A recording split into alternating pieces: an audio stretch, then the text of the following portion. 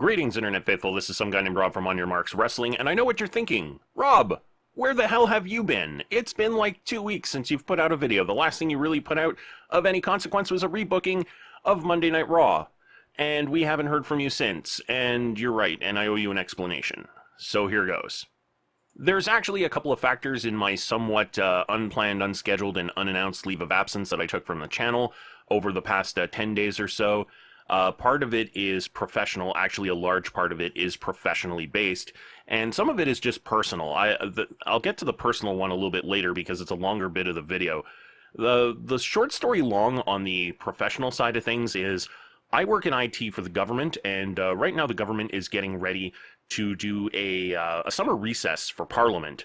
I'm not going to get into the Canadian system for those of you who are not from Canada, but just sort of the TLDR is we're in a crunch time to get a whole bunch of stuff done and to make sure that everything is working as it should before the summer break for Parliament happens, so that way things can transition smoothly into maybe a few weeks of relative peace and quiet, or at least sort of a bit of a lighter workload for the IT department before we start ramping back up again for the return of Parliament into the fall session. So just to put that into perspective as to what it means in terms of free time to be able to record videos and get things edited and whatnot, I've done more than 20 hours of overtime in the last week. So all that time that I would normally have to be able to record and do other things, I've actually been working. And, you know, money's great, but there's only so much time in a week, and sometimes you just have to sleep. It's kind of one of those biological functions that your body really doesn't want to give up, no matter how much coffee or Red Bull that you slam into your system. So yeah, there's been a bit of a time crunch for me to be able to write and record, just simply because there's been a bit of a time crunch for me to actually have free time to do this because of all the overtime, because of how busy things have been at work. Now, on the personal side of things, it's kind of a two-headed beast. One of them is commitment to family and friends. We'll put it under that category because the weather's getting nicer, the days are getting longer, the sun is shining brighter, the temperatures are nice. At least they were until this week, where things got super hot and humid and I've had to run my air conditioning pretty much 24/7. I've actually turned my office into something of a meat freezer to cool it off enough for me to turn the air conditioning off to be able to record. And that's why you're not hearing a consistent sort of low hum in the background of this video. But with all of this nice weather, of course, we want to go outside, we want to enjoy it. My son wants to go to the park more, we're going to the splash pad more, we're doing more activities as a family outside the house. So that, in conjunction with all of the extra time that I'm working, means that there is even less time for me to write, record, edit, and upload videos without completely foregoing sleep and turning myself into a perpetual sleepless zombie. Now, that's not to say that I wouldn't do it. Except for the fact that the second head of the beast is that, quite frankly, in North America at least, or what's easily available to me as a North American consumer of professional wrestling goes, goddamn has wrestling sucked in the last 10 days or so. So let's take you back. Let's forget about this Money in the Bank pay-per-view that just happened. Let's go back to the previous weekend. 2 weekends ago, we started off with UFC 225, where we got to see CM Punk versus Mike Jackson. Not a great match, but it went the distance. It was interesting to see. It was compelling to see if CM Punk would pull off his first win in UFC and what the repercussions would be if he didn't. So there was some investment there. There was something to watch. There was something to get involved in. And then you had New Japan Pro Wrestling's Dominion pay-per-view. And let's face it, there is a reason why there was a 7-star rating given to the main event. It was fantastic, and not just that one match. The show, from pretty much beginning to end, was a beautiful, beautiful show, highly athletic, well booked, well done, well performed. It was a classic. Everything from the Young Bucks moving up into the heavyweight tag team division to the culmination of a feud that was, how long in the making? Was it like 18 months in the making or so between Okada and Omega? Just this long, drawn-out program that was very compelling and very well done and very well written and very well booked. And it climaxed in a match that has been rated by Dave Meltzer as the single greatest professional wrestling match of all time to this date with 7 stars. This match, of course, being the main event of a pay-per-view that overall was excellent. It was an amazing pay-per-view from beginning to end. I was never bored during the pay-per-view. And that says something. There's always going to be a lull, no matter how great a show is. There's always going to be a lull somewhere in a show where you're going to be like, all right. Your attention span kind of wanes a little bit and you kind of like drift off a bit and you kind of wonder, oh, well, maybe I would have booked it this way, or I'm not sure, maybe they should pick up the pace here, or maybe they should slow it down, or what have you. This was a pay-per-view that I could sit down and watch and just be a fan and not even try and critique or break it down or deconstruct it in any way. So where does my complaint come from? Well, it comes from this. That pay-per-view is not exactly the easiest thing for me to get my hands on. I don't subscribe to New Japan Pro Wrestling. I actually had to watch this with a friend. In fact, it was actually a friend of mine who was going to be out of town, wasn't going to be able to, was not going to be able to watch it, was not going to be able anywhere near his computer or whatnot to stream it. So he allowed me to use his login code to watch. I'm not going to divulge who. No, you can't reach out to this guy and ask. And even when I ask, he's like, no, that's my login and I don't want you to have my login. But this was kind of an exception.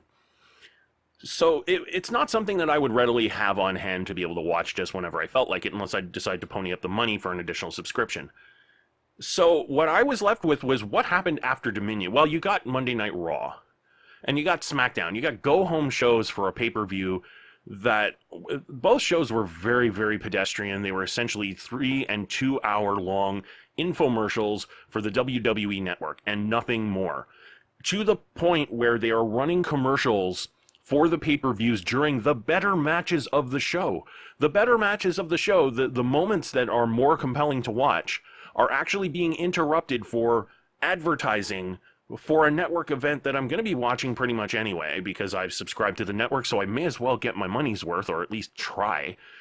And it was just very, very pedestrian.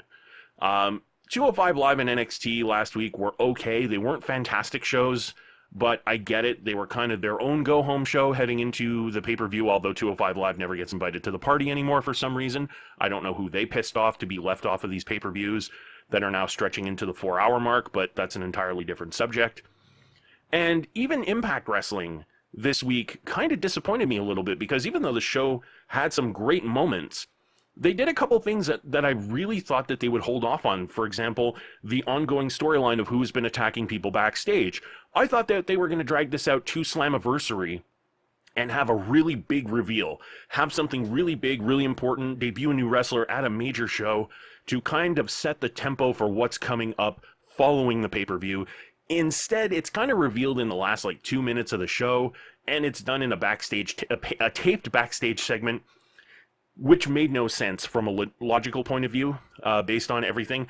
I don't have time to get into a whole lot of details about it, but it just sat wrong with me. It just did not seem to be done in the right way. It could have been done a whole lot better, in my opinion. I'm glad that they're introducing somebody new, that it's going to lead to some new feuds and lead to some new match combinations. From what I understand, the guy that they're bringing in is quite talented, but again, it's the way that they executed it was just kind of, not great. So needless to say, my passion for watching and breaking down, critiquing, commenting on professional wrestling really kind of got soured a little bit between my lack of free time to kind of sit down and enjoy things and the fact that the product itself was not very good. Really, it was a very bad week for wrestling. And I thought that my spirits were going to, I thought I was going to be fully recharged when I saw NXT TakeOver Chicago, because it was a great show.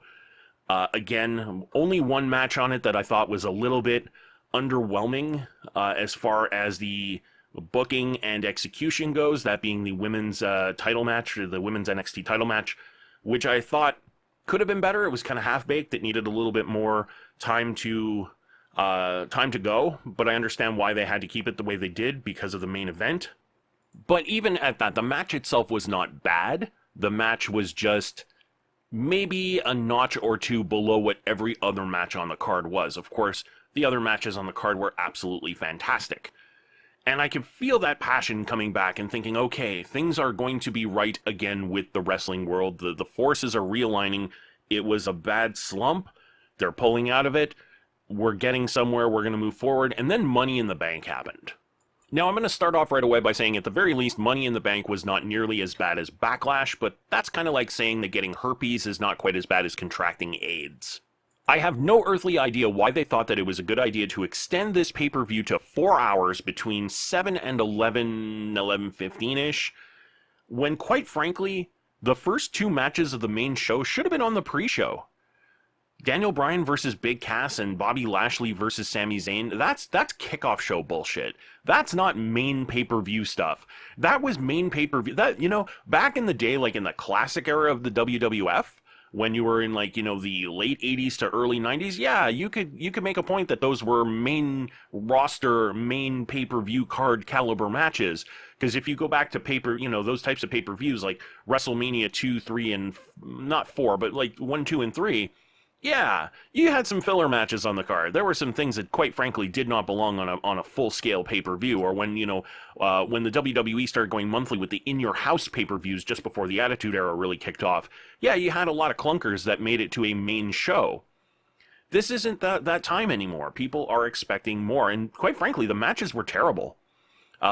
They were not very good. I was talking to Lee on Facebook. And he basically referred to the first hour as he thought of it as kickoff show. It really was not main event. It was kickoff show fodder, and I have to agree. He was dead on about it. There was nothing about those matches that deserved to be on the main roster, or on the main event, rather. And even when we did get to the main card, we still had clunkers like Roman Reigns versus Jinder Mahal. You can't win. They cannot create a full pay-per-view anymore. They just don't know how, which is amazing because the NXT pay-per-views are so good, and they're so well done, and the main roster pay-per-views are just so bloated and bland and terrible. You have to explain to me why they have spent so much time pushing Asuka as this unstoppable force when you now have her jobbing to Carmella in basically a bullshit finish. They've killed her career. She will never be credible again unless they take her off TV for a good long time and completely revamp her character. Her character's done unless there's a full-blown heel turn coming where she pretty much snaps and starts breaking arms or necks of people, of women in the division.